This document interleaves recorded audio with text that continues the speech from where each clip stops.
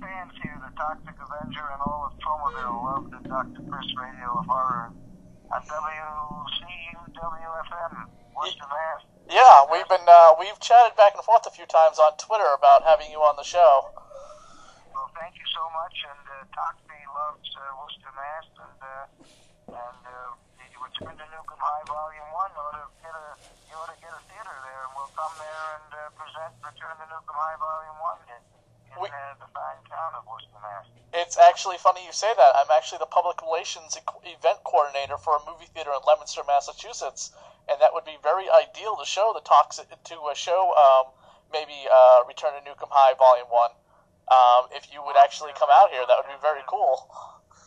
If we can get 3 months advance notice, the Toxic Avenger and I will, and maybe some of the cast will, come and take a road trip and present the movie and have a Q&A and a puppet show. Who knows what we can do? I'll discuss it with my boss. Excellent. What was one of the biggest challenges of trying to get the Return to Newcomb High Volume 1 made?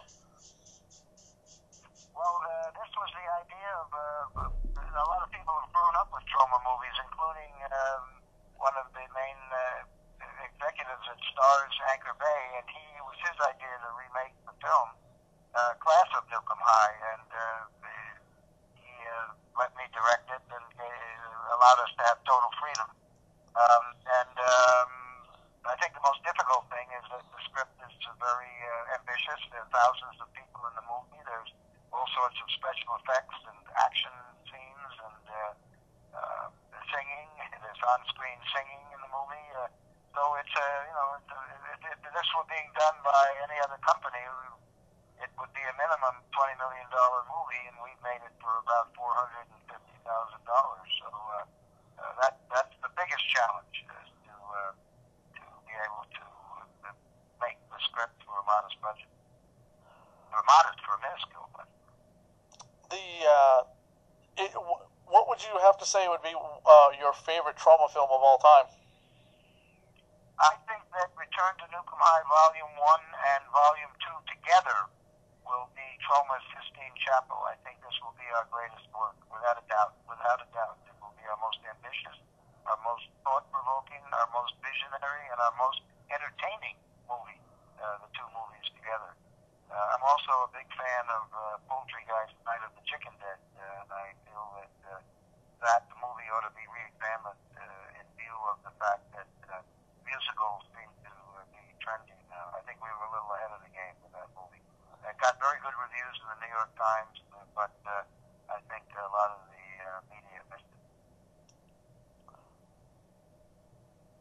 We are currently working on the Toxic Avenger Part 5. We're writing the script for the Toxic Twins, which continues the story of the Toxic Avenger, who, at the end of Citizen Toxie, the Toxic Avenger Part 4, Toxie and his significant other have had two babies.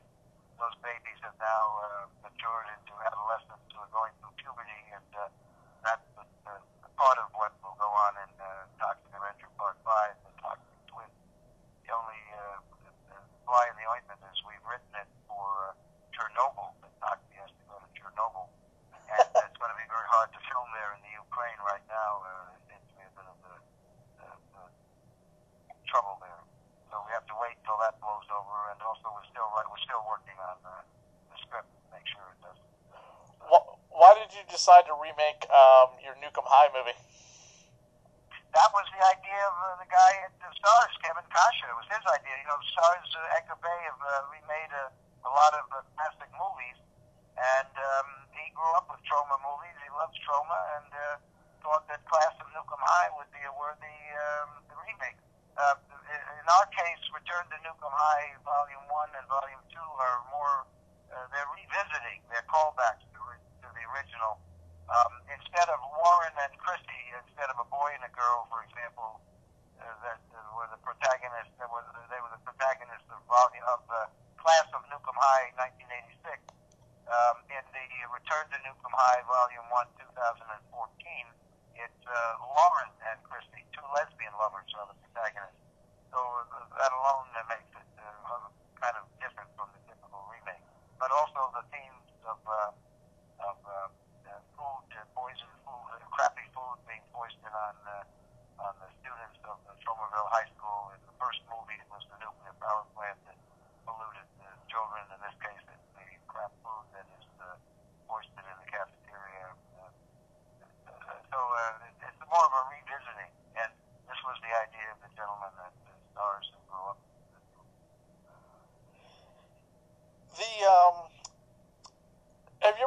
getting back into like making video games based on any of the Troma films? Because I think the last one was for the Toxic Avenger years ago, huh?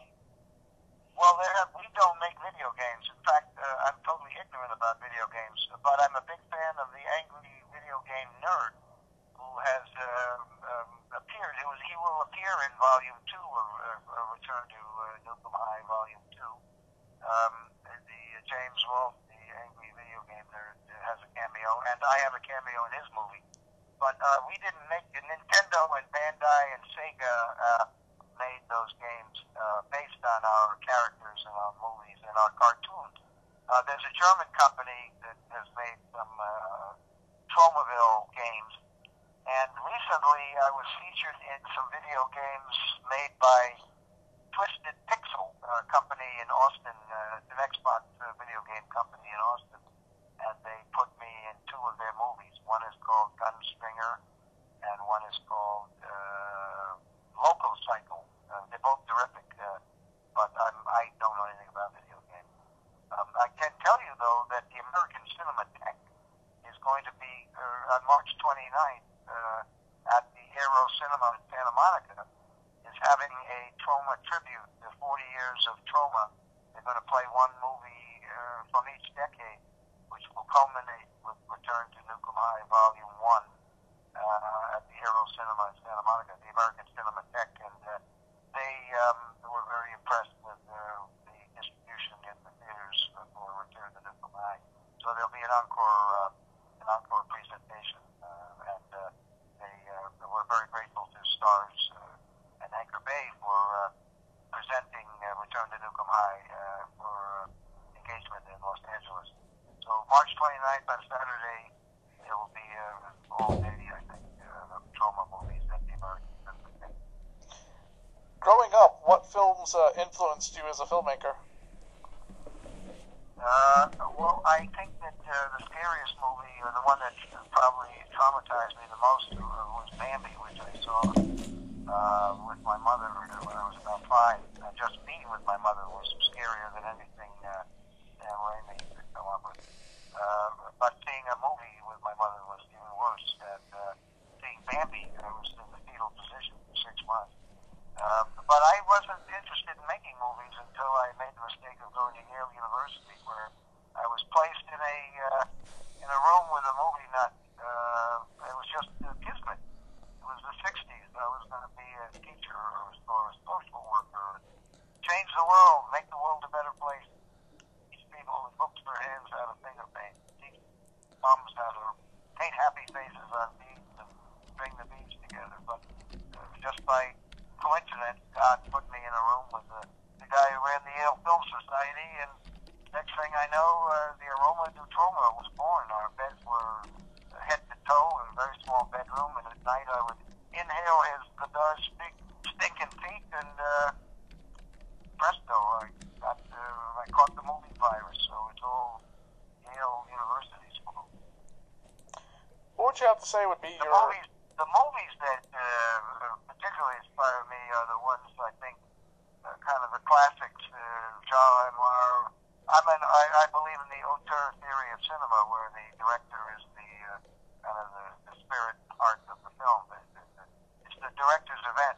Jean Renoir, Fritz Lang, Chaplin, Keaton, Stan Brakhage, Andy Warhol, Howard Hawks, John Ford. Pretty much the classics, and then some of the experimental filmmakers of the later 50s, Stan Brakhage and Warhol. You go to a lot of conventions and film fests all over the country.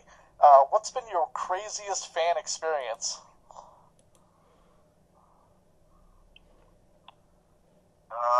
I think that there was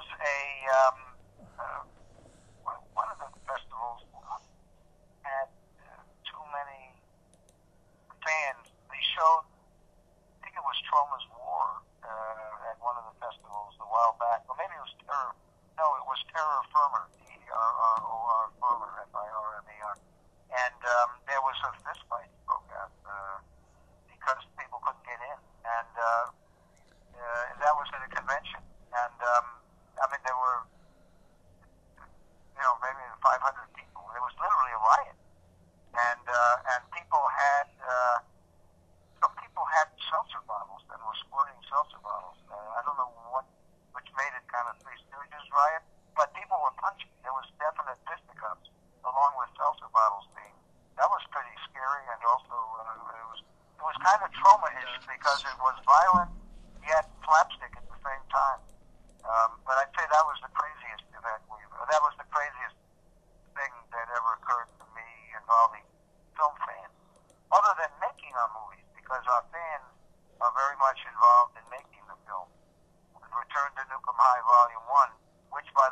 out on Blu-ray and DVD through Stars Edgar Bay on March 18th, I believe. That movie was made by our fans. We went to Niagara Falls to film, and we had about 80 people from Germany, France, Italy, Iceland, Japan, Australia, California. They all came to Niagara Falls, New York, to sleep on the floor and learn how to defecate the paper bag, just so they could work on a Troma movie and do something they believed in. And so our fans are very, very much involved in the making of our films and in the distribution of our films. They pick me up at the airport. We have no money, so if I'm going somewhere, very often I go on my Twitter. I tweet, is there anyone in Chicago who can pick me up at the airport so I don't have to rent a car? And usually a few people will volunteer, and we need somebody to be Toxie on stage. Where are you located, by the way? I'm in Worcester County, Massachusetts. Oh, Worcester, I'm sorry, yeah. If we need a Toxie in Worcester, chances are there'll be some fans who want to play Toxie and go on stage with me. And so the fans are a major, major part of the Troma team. You know, we don't have a lot of employees. We have about 10 people, but we've got a huge company because our fans are there to help us, preserve us, and indeed be creative with us. And then, of course, that also opens up the door for any fans who are potential filmmakers to get their foot in the door somewhere and start making connections and contacts by making a film with Troma. We have 250 free movies now to thank our fans for 40 years of Troma. We have 250 free movies on the Troma YouTube channel, including some of our documentaries like Poultry in Motion, Truth is Stranger Than Chicken.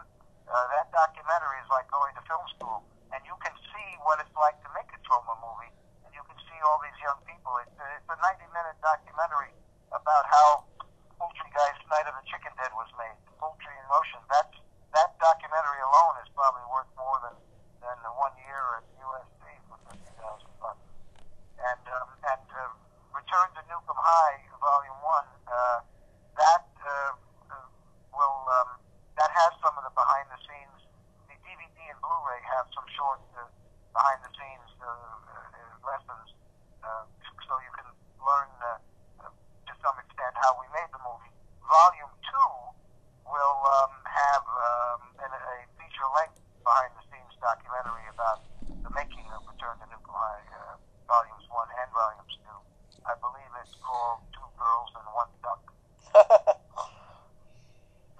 Well, Lloyd, I will definitely talk to my boss about that and confer with you, like on Twitter or something, about setting up a showing of a Return to Newcomb High Part 1 at our theater later on in the year. Give me some time. Harvard wants me to do a master class so I could knock the two things off all at once. Just try to. I need about 3 months notice. Oh yeah, okay, yeah, that would be. Line the two things up at the same time. That would be perfect.